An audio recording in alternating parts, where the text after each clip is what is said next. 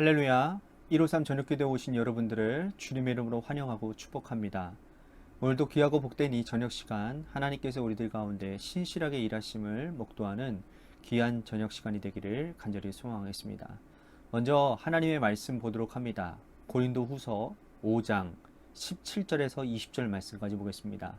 고린도 후서 5장 17절에서 20절 말씀입니다. 우리 같이 한 목소리로 다 함께 봉독하도록 하겠습니다. 시작. 그런즉 누구든지 그리스도 안에 있으면 새로운 피조물이라. 이전 것은 지나갔으니 보라 새 것이 되었도다. 모든 것이 하나님께로서 났으며 그가 그리스도로 말미암아 우리를 자기와 화목하게 하시고 또 우리에게 화목하게 하는 직분을 주셨으니 곧 하나님께서 그리스도 안에 계시사 세상을 자기와 화목하게 하시며 그들의 죄를 그들에게 돌리지 아니하시고 화목하게 하는 말씀을 우리에게 부탁하셨느니라. 그러므로 우리가 그리스도를 대신하여 사신이 되어 하나님이 우리를 통하여 너희를 권면하시는 것 같이 그리스도를 대신하여 간청하노니 너희는 하나님과 화목하라. 아멘. 사람에게 꼭 필요한 3대 영양소가 여러분 뭔지 아십니까?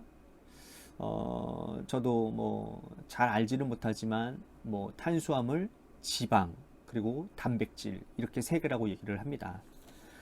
이 중에 한 가지만 부족하거나 모자라면 몸에 이상 반응이 나타나게 된다는 거죠. 이 3가지 영양소를 적절하게 공급받고 또 적당하게 운동을 해야 건강하게 살아갈 수가 있는 것입니다. 내연기관 자동차는 연료 탱크에 뭐가 채워져야 움직입니까? 기름을 채워야 되죠. 만약 기름이 떨어지면 아무리 비싼 차라도 고철 덩어리가 불과한 것입니다. 그런데 사람은 자동차와 다르죠. 좋은 음식을 먹고 영양소를 충분히 공급된다 하더라도 이 근본적인 동력을 상실하게 되면 움직일 수 없는 것입니다. 어떤 사람은 불타는 사랑 때문에 산다라고 말을 합니다. 또 승진에 목마른 직장인들은 승진 가능성이 그를 일하게 만든다. 자식을 사랑하는 부모들에게는 자녀를 위해서 살아가는 그것이 원동력이 된다. 그렇게 얘기를 합니다. 그죠? 이처럼 어떤 사람들이 살아가는 어떤 목적과 이유가 있는데 하나님은요. 하나님의 백성들인 우리는 무엇 때문에 살고 있는지를 오늘 우리들이 좀 고민해 봐야 될 것 같습니다. 오늘 본문은 사도 바울은 자전적인 그런 고백을 하면서 그리스도의 사랑이 자신을 움직이게 하는 그런 동력이라고 고백을 하고 있습니다. 여러분, 바울은요, 그리스도의 사랑이 우리를 강건하게 한다라고 고백을 하고 있습니다. 바울은 여기서 우리라는 표현을 사용하는데 자신뿐만 아니라 그와 함께 이 복음 전파의 동역자된 디모데와 실라, 그리고 브리스길라와 아굴라, 그리고 이 편지를 받고 있는 고린도 교회 성도들까지 그리스도의 사랑이 강건해서 움직여져야 된다고 고백을 하고 있습니다. 그런 것 같습니다. 여러분, 우리의 모든 신앙의 출발점은 바로 그리스도의 사랑에 의해서 행해져야 됩니다. 그러면 이 그리스도의 사랑이 우리를 움직이게 해요. 그리고 이 움직임 가운데는 지침이나 괴로움이나 힘듦이 없어요. 왜? 그 사랑이 충만하기 때문에 그 사랑하는 마음으로 당연히 그리고 감당할 수 있는 힘이 생긴다라는 거죠. 바울이 이렇게 고백하는 이유가 뭡니까? 그 주님 안에 사랑 안에 있으면 새로운 피조물이 된다는 거예요. 바울의 과거를 한번 생각해 보십시오. 다메섹 도상에서 예수 그리스도를 만나기 전 그의 인생은 어땠습니까? 그는 살인자였어요. 예수 믿는 사람들을 잡아오게 가두고 또 스데반 집사가 순교당할 때에 돌 던지던 사람들 가운데 주동자가 바로 이 사도 바울이었습니다. 그는 유대급 율법주의자였고 근본주의에 심취했던 사람이었어요. 생명 없는 율법만 붙잡고 신앙생활한 사람이었어요. 하나님께서 이 땅에 보내신 독생자 예수 그리스도가 누구신지 또 그를 믿는 것이 어떠한 의미인지를 모르고 살았지요. 만약 그 상태 그대로 살았더라면 육체의 생명을 다한 후에 그는 어떻게 되었을까요? 그는 이렇게 고백을 합니다. 내가 하나님의 심판대 앞에 섰을 때에 정말 그 선악간에 그 몸으로 행한 것들을 따라받는다 라고 그렇게 얘기를 합니다. 만약 그리스도의 사랑이 그에게 부어지지 않았더라면 예수 그리스도의 사랑이 그를 다메섹에서 멈춰 세우지 않았더라면 그는 심판대 앞에서 멸망의 구렁텅이에 들어갈 수밖에 없었을 거라는 거예요. 이것만 생각해도 그리스도의 사랑에 얼마나 감사하고 또 얼마나 위대한지 또 그 사랑 때문에 살아가는지를 사도 바울이 고백하고 있는 거예요. 우리는 어떻습니까?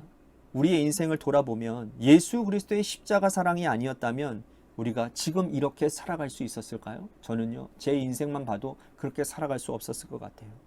예수 그리스도를 인격적으로 만나기 전 나의 인생과 예수 그리스도를 인격적으로 영접한 후에 나의 인생을 다시 한번 되돌아보시기를 바랍니다.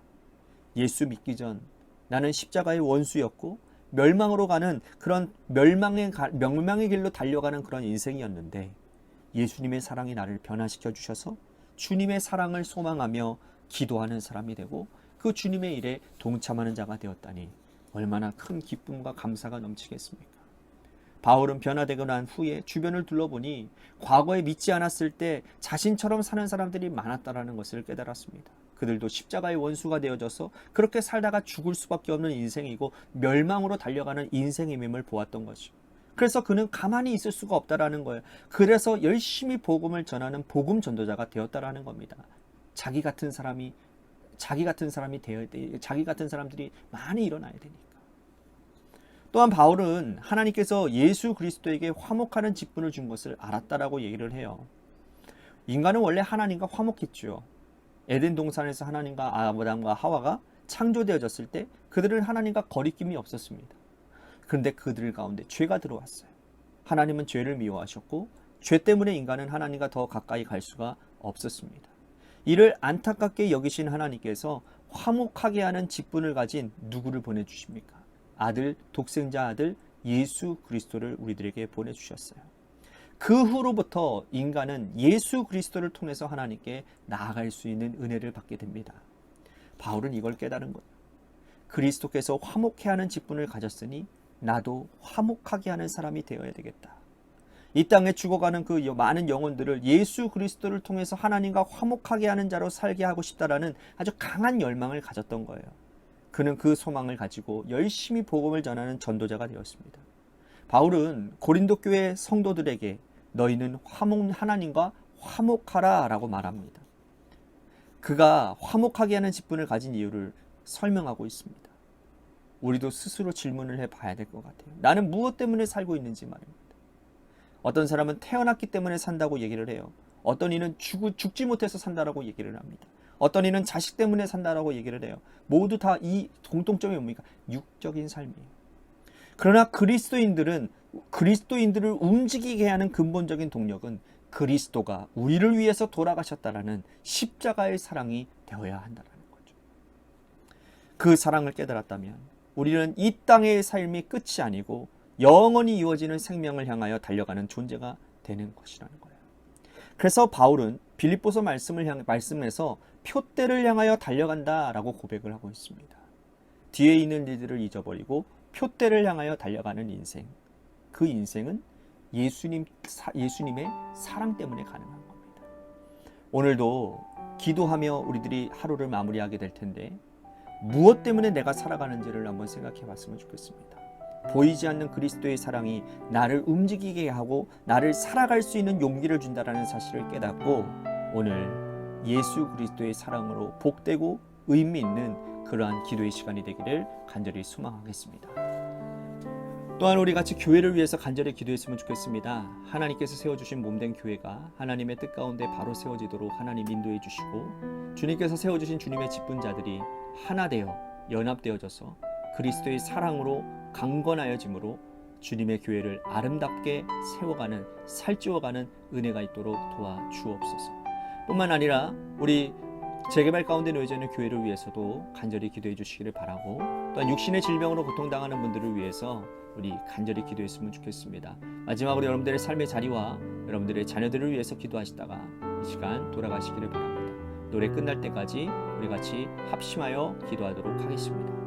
기도하시겠습니다.